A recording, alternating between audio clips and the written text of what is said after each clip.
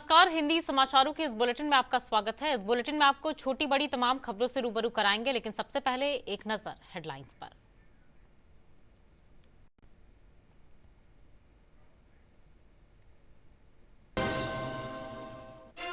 नवकार महामंत्र दिवस कार्यक्रम को पीएम मोदी ने किया संबोधित। कहा, नई पीढ़ी के लिए नवकार महामंत्र एक दिशा। प्रधानमंत्री नरेंद्र मोदी ने नई दिल्ली में राइजिंग भारत समिट 2025 को किया संबोधित। वक्त को लेकर विपक्ष पर साधा निशाना। बाढ़ में पलायन रोको, नौकरी दो के मुद्दे पर कांग्रेस नेताओं ने किया पैदल मार्च।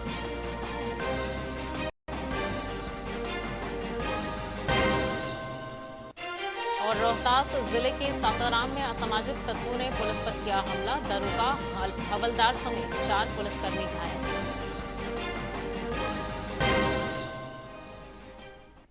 और अब खबरें विस्तार से।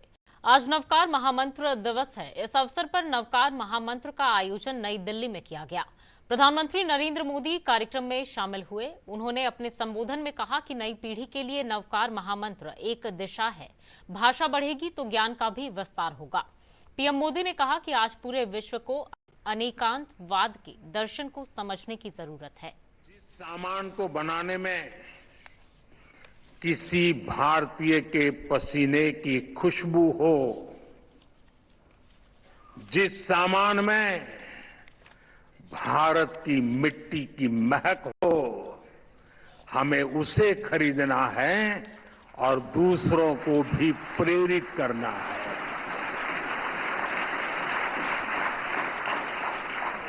पांचवा संकल्प, देश दर्शन। आप दुनिया घूमिए, लेकिन पहले भारत जाने, अपना भारत जाने।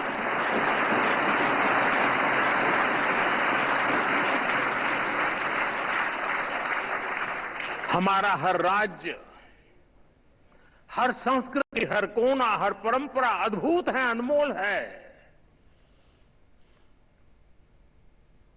इसे देखना चाहिए।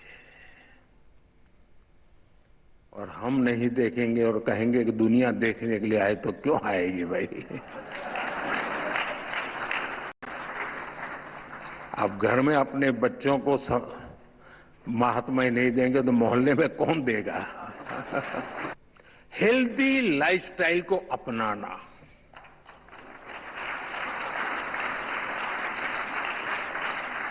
खान पान में भारतीय परंपरा की वापसी होनी चाहिए। मिलेट्स, श्री अन्न ज्यादा से ज्यादा थालियों में हो और खाने में तेल 10% कम हो, ताकि मोटापा दूर रहे। प्रधानमंत्री नरेंद्र मोदी ने नई दिल्ली में राइजिंग भारत समिट 2025 को संबोधित किया। उन्होंने वक्फ को लेकर विपक्ष की राजनीति पर निशाना साधा। पीएम ने कांग्रेस पर तुष्टीकरण का आरोप लगाया। उन्होंने कहा कि ये राजनीति विकास की राह में बहुत बड़ी चुनौती रही है। वक्फ कानून को लेकर विपक्ष की राजनीति पर कटाक्ष करते हुए पीएम ने कहा कि इसके मूल में भी तुष्टीकरण ही है। पीएम ने कहा कि इस राजनीति का बीज हमारे स्वतंत्रता संग्राम के समय ही बो दिया गया था। पीएम ने सत्ता हित, राष्ट्र हित से ऊपर रखे जाने को देश के विभाजन का कारण बताया। पीएम ने कहा कि विभाजन का विचार सामान्य मुस्लिम परिवारों का नहीं था, ये कुछ कट्टरपंथियों की सोच थी, जिसे कांग्रेस के कुछ नेताओं ने खाद पानी दिया। उनका लक्ष्य सत्ता का अकेले दावेदार बनना था। तुष्टीकरण की इस राजनीति में कांग्रेस को सत्ता मिली, कुछ कट्टरपंथी नेताओं को ताकत और दौलत मिली, लेकिन सवाल ये है, आम मुसलमान को क्या मिला? गरीब पसबंदा मुसलमान को क्या मिला? उसे मिली उपेक्षा, उसे मिली अशिक्षा, उसे मिली बेरोजगारी। और मुस्लिम महिलाओं को क्या मिला? उन्हें मिला शाहबानो जैसा अन्याय। जहां उनका संवैधानिक हक कट्टरपंथ की भेंट चढ़ गया, उन्हें मिला चुप रहने का आदेश, सवाल न पूछने का दबाव, और कट्टरपंथियों को मिल गया खुला लाइसेंस महिलाओं के अधिकारों को कुचलने का। पीएम ने कहा कि तुष्टीकरण सामाजिक न्याय की अवधारणा के खिलाफ है, लेकिन कांग्रेस ने इसे वोट बैंक की राजनीति का हथियार बनाया। पीएम ने कांग्रेस के नेतृत्व वाली यूपीए सरकार द्वारा 2013 में किए गए वक्फ कानून संशोधन को मुस्लिम कट्टरपंथियों और भूमाफियाओं को खुश करने का प्रयास बताया। पीएम ने कहा कि संविधान द्वारा दिखाए गए न्याय के रास्तों को ऐसा करके संकुचित किया गया। पीएम ने कहा कि इससे कट्टरपंथियों और भूमाफियाओं के हौसले बुलंद हुए, धार्मिक स्थलों सहित कितनी ही भूमि विवादों में फंसा दी गई। बाढ़ में कांग्रेस नेताओं ने पलायन रोको, नौकरी दो के मुद्दे पर पैदल मार्च किया। यह यात्रा अनुग्रह नारायण सिंह खेल मैदान से निकलकर अथमल गोला तक गई। कांग्रेस जिलाध्यक्ष सत्येंद्र बहादुर ने कहा कि इस यात्रा का उद्देश्य बेरोजगारों को नौकरी दिलाना है।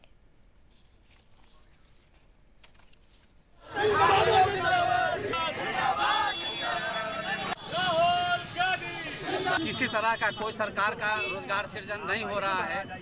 लोग पलायन कर रहे हैं अपने गांव को छोड़ के, अपने परिवार को छोड़ के। इसके हम ये यात्रा निकाल रहे हैं, उन लोगों को जागरूक कर रहे हैं कि अगर ऐसी शासन व्यवस्था है जो युवाओं को नहीं सोचती है, जो किसानों की नहीं सोचती है, जो महिलाओं के सम्मान की बात नहीं करती है, वैसे सरकार के बारे में हम लोग जरूर संकल्प लें इस यात्रा के माध्यम से कि अगर हमें रोजगार नहीं तो ऐसा सरकार नहीं। श्रम संसाधन विभाग की तरफ से पटना में श्रम संवाद पत्रिका का विमोचन किया गया। इस अवसर पर श्रम मंत्री संतोष कुमार सिंह ने राहुल गांधी पर निशाना साधा। उन्होंने कहा कि कांग्रेस नेता राहुल गांधी को पलायन का मतलब समझ में नहीं आता है।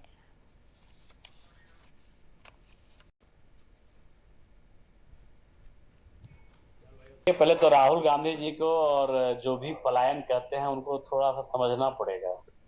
पलायन और माइग्रेट में अंतर है,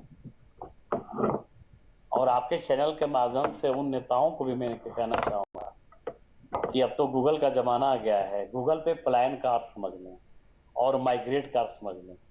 पलायन उसको कहते हैं जो अपना पूरा अस्तित्व बेच के, घर बेच के, अपना सारा लैंड प्रॉपर्टी बेच के, अपना ऑनरशिप बेच के बिहार से बाहर चला जाए, बिहार में कोई उसका अस्तित्व नहीं रह जाए, ना कोई उसका मार्क रह जाए, उसको हम कहते हैं पलायन। तो पलायन तो कश्मीर में हुआ था जो पंडित। बेगूसराय में भाजपा पार्टी की ओर से सक्रिय सदस्य सम्मेलन सह कार्यकर्ता सम्मान समारोह का आयोजन किया गया। इस कार्यक्रम में पूर्व उप मुख्यमंत्री तारकिशोर प्रसाद और बेगूसराय विधायक कुंदन कुमार सहित पार्टी के कार्यकर्ता शामिल हुए। इस अवसर पर पूर्व उप मुख्यमंत्री तारकिशोर प्रसाद ने कहा कि इस बार एनडीए बिहार में 225 का आंकड़ा पार करेगा। नरेंद्र मोदी जिंदाबाद, एनडीए जिंदाबाद। इस सरकार ने किस प्रकार से देश के विकास के लिए, आत्मनिर्भर भारत के लिए जीवन के विभिन्न क्षेत्रों में एक विशिष्ट पहचान बनाई। आज आम आदमी हमारी सरकार की लोक कल्याणकारी योजनाओं को महसूस किया। आने वाले दिनों में जब बिहार का में जो चुनाव है, उस चुनाव में सभी कार्यकर्ता पूरे दमखम के साथ भारतीय जनता पार्टी सहित अपने जितने भी एनडीए के उम्मीदवार हैं, सबों को हम सब जिताकर भेजेंगे, जिससे 225 का जो बिहार का लक्ष्य है वो लक्ष्य पूरा हो और राज्य में एक सशक्त एनडीए की सरकार बने और बिहार के विकास के लिए। रोहतास जिले के सासाराम के मुफस्सिल थाना क्षेत्र अंतर्गत मुरादाबाद गांव में असामाजिक तत्वों ने पुलिस पर हमला कर दिया। घटना में थाना के दारोगा, हवलदार समेत अन्य 4 पुलिसकर्मी घायल हो गए। मुफस्सिल थाना के घायल हवलदार राजेंद्र सिंह ने बताया कि एक वांछित शाहिद कुरैशी और पॉस्को एक्ट का एक अभियुक्त खलील कुरैशी को पकड़ने पुलिस मुरादाबाद गई थी, जहां वांछित परिजनों और गांव वालों ने पुलिस पर पत्थरबाजी की, जिसमें 4 पुलिसकर्मी घायल हो गए।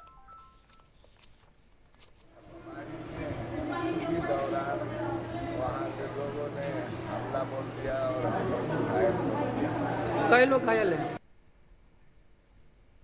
बांका में चैती दुर्गा पूजा के समापन के अवसर पर नेता प्रतिपक्ष तेजस्वी प्रसाद यादव ढाका मोड़ पहुंचे, जहां उन्होंने मां दुर्गा की पूजा अर्चना की। वहीं उन्होंने एक जनसभा को भी संबोधित किया। उन्होंने कहा कि 11 वर्षों में प्रधानमंत्री नरेंद्र मोदी ने गरीबों के लिए ऐसा कोई काम नहीं किया जिससे उन्हें लाभ मिल सके। जानने की कोशिश करनी चाहिए और मिल करके आप लोग जो है समाज को बनाने का काम कीजिए, तो खुशहाल रहे, मिलजुल करके रहे, बिहार हमारा आगे बढ़े, यही हम लोग जो है चाहते हैं। हम लोग ठोक ठका करके टिकट देने का काम करेंगे, जो आप लोगों के बीच रहेगा, जनता के बीच, गरीब का सेवा करेगा, वैसे लोगों को। और चलिए अब फटाफट में देखते हैं 3 मिनट में 10 खबरें। प्रधानमंत्री मुद्रा योजना के 10 साल हुए पूरे। प्रधानमंत्री ने लाभार्थियों के साथ किया संवाद, कहा छोटे व्यवसायियों को मिला संबल।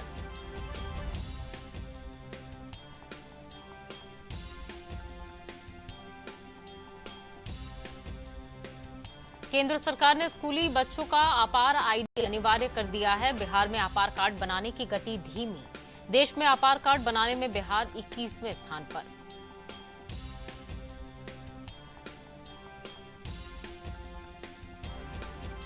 बिहार में कोलकाता की तर्ज पर राज्य सांख्यिकी संस्थान खोले जाएंगे। सभी 38 जिले और 534 प्रखंडों में खुलेंगे डाटा सेंटर।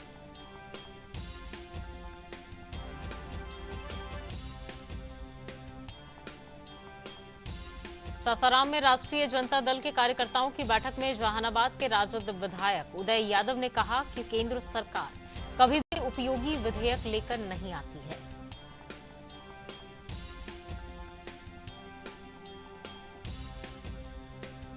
पटना जिले के गांवों में बनेंगे 350 अस्पतालों के भवन। इस माह के अंत तक भवन निर्माण के लिए जमीन चिन्हित कर ली जाएगी।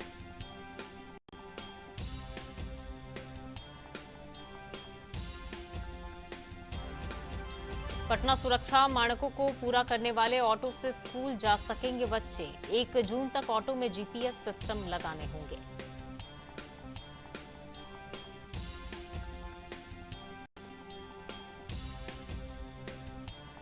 पटना जेपी गंगा पथ पर 22 और 23 अप्रैल को एयर शो का आयोजन होगा। 9 सूर्य किरण विमान दिखाएंगे करतब।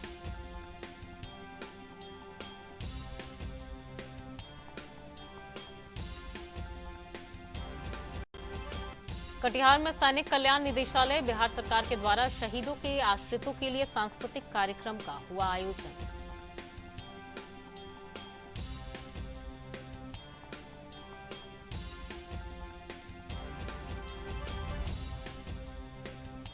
नालंदा जिले के कृषि विज्ञान केंद्र हरनौत में मधुमक्खी पालन प्रशिक्षण कार्यक्रम का आयोजन किया गया।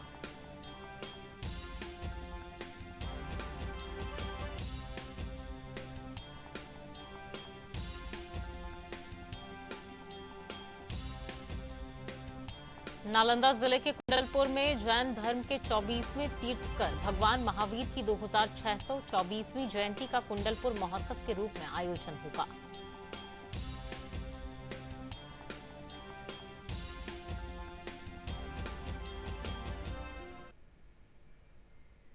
और अब अंत में मुख्य समाचारों पर एक बार फिर नजर। नवकार महामंत्र दिवस कार्यक्रम को पीएम मोदी ने किया संबोधित, कहा नई पीढ़ी के लिए नवकार महामंत्र एक दिशा है।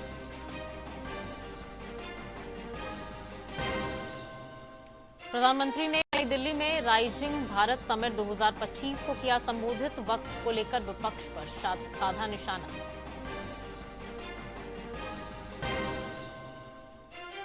बाढ़ में पलायन रोको, नौकरी दो के मुद्दे पर कांग्रेस नेताओं ने किया पैदल मार्च।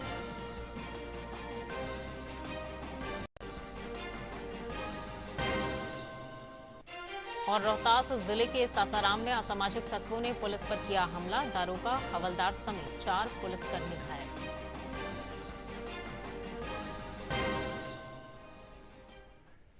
फिलहाल के लिए इस बुलेटिन में बस इतना ही। मुझे दीजिए इजाजत। नमस्कार।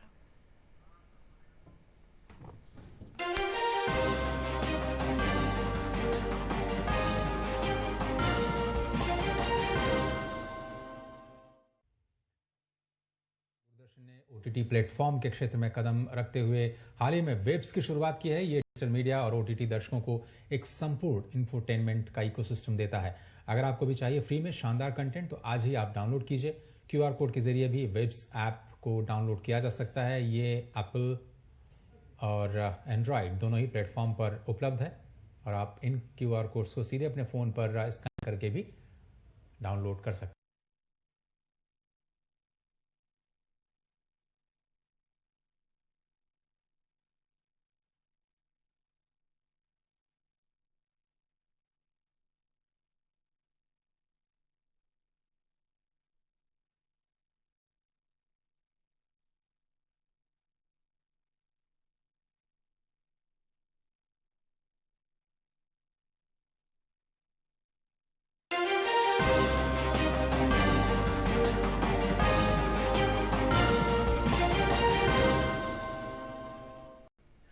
नाजरीन आदाब, आज की खास खबरों में यौम नौकार महामंत्र प्रोग्राम से वज़ीर-ए-आज़म नरेंद्र मोदी ने किया खिताब। कहा, नई नस्ल के लिए नौकार महामंत्र एक सीमित है। वज़ीर-ए-आज़म नरेंद्र मोदी ने नई दिल्ली में राइजिंग भारत समिट 2024 से किया खिताब। वक्फ के सिलसिले में हिज़्ब मुखालिफ को तनकीद का निशाना बनाया। बाढ़ में मुंतकिलों को नौकरी दो के मामले पर कांग्रेस रहनुमाओं ने किया पैदल मार्च।